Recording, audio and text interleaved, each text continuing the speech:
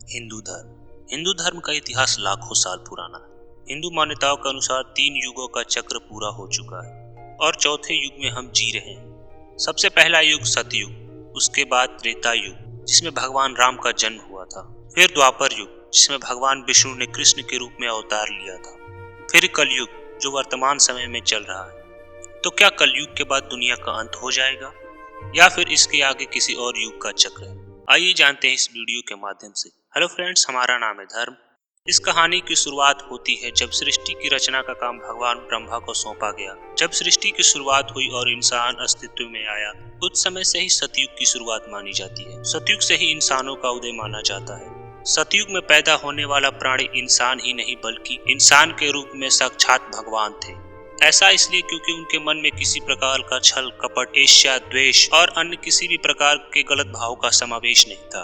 उनका रहन सहन बिल्कुल साधारण और स्वच्छ था, क्योंकि सतयुग के लोग साधु संत महात्मा हुआ करते थे। वे जंगलों में एक साधारण जीवन यापन किया करते थे। सतयुग के ऋषि मुनि तपस्या में विश्वास करते थे। वे एक पैर पे खड़े होकर हजारों हजारों साल तक तपस्या किया करते थे। उनमें से अधिकतर लोगों के पास ज्ञान का भंडार हुआ करता था और उस ज्ञान को आपस में बांटकर वो एक सुख और शांतिमय जीवन जिया करते थे। पर कहा जाता है ना कि सबका विचार एक जैसा नहीं होता और हर कोई साधु नहीं हो सकता। कोई ना कोई धूर्त निकल ही जाता है। सतयुग में भी ऐसा ही हुआ। ज्ञान के अहंकार में आके कई ऋषि मुनि भगवान को वश में करने के लिए निकल पड़े। भगवान को वश में नहीं कर पाए तो इस समाज और संसार में चारों तरफ उथल पुथल मचाने लगे और ऐसे जन्म हुआ एक राक्षस जाति का, जिनके अंदर ज्ञान और शक्तियां दोनों मौजूद थी, जो एक सभ्य समाज के लिए बहुत बड़े रोड़ा पैदा हुए। सतयुग में भगवान यानी कि ज्ञानी लोगों के सामने राक्षसों का आतंक भारी पड़ने लगा। तब भगवान विष्णु ने भगवान राम के वेश में अवतार लिया। ऐसा माना जाता है कि भगवान राम के जन्म से कुछ वर्ष पहले त्रेता युग की शुरुआत हो गई थी। त्रेता युग का सबसे बड़ा पंडित रावण था, जो अपने ज्ञान के अहंकार में आके पूरे संसार को अपने वश में करना चाहता था। और त्रेता युग का सबसे बड़ा साधु राक्षसों की श्रेणी में शामिल हो गया और पूरे संसार पर विजय पाने की चेष्टा लेके आतंक मचाने लगा। रावण का भगवान राम ने जो हश्र किया वो आप जानते ही हैं। भगवान राम के जन्म का उद्देश्य ही धरती से राक्षसों को समाप्त करना था। रामायण से जुड़ी सारी कहानियां आप जानते ही हैं। भगवान राम रावण का वध कर और अपने कर्तव्यों को पूरा कर जब स्वर्ग वापस लौटे, तब से त्रेता युग का अंत माना जाता है।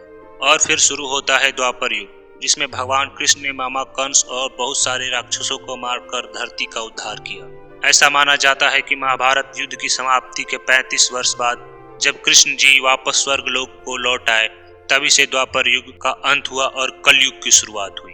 वर्तमान में हम कलयुग में ही जी रहे हैं। हमारे चारों तरफ क्या चल रहा है हम अपनी आंखों से देख सकते हैं और अनुमान लगा सकते हैं कि कलयुग के लोग कैसे हैं और इनके अंदर किस तरह की विचार भरे हुए हैं। इस समय सभी देश आपस में बट गए हैं। हर समय विश्व युद्ध का खतरा सर पर मंडराता रहता है। देश तो बहुत दूर की बात है, इस युग में अपना भाई दूसरे भाई का चेहरा देखना तक पसंद नहीं करता।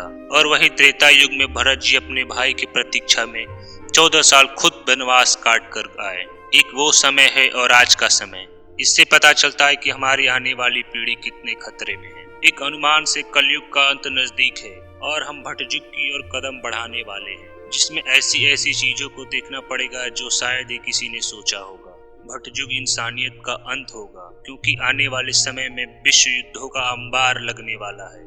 लोग आपस में लड़कर अपनी जान गंवा देंगे और इस सृष्टि से इंसानियत का अस्तित्व समाप्त हो जाएगा और शायद आगे की कहानी बताने वाला कोई न बचे।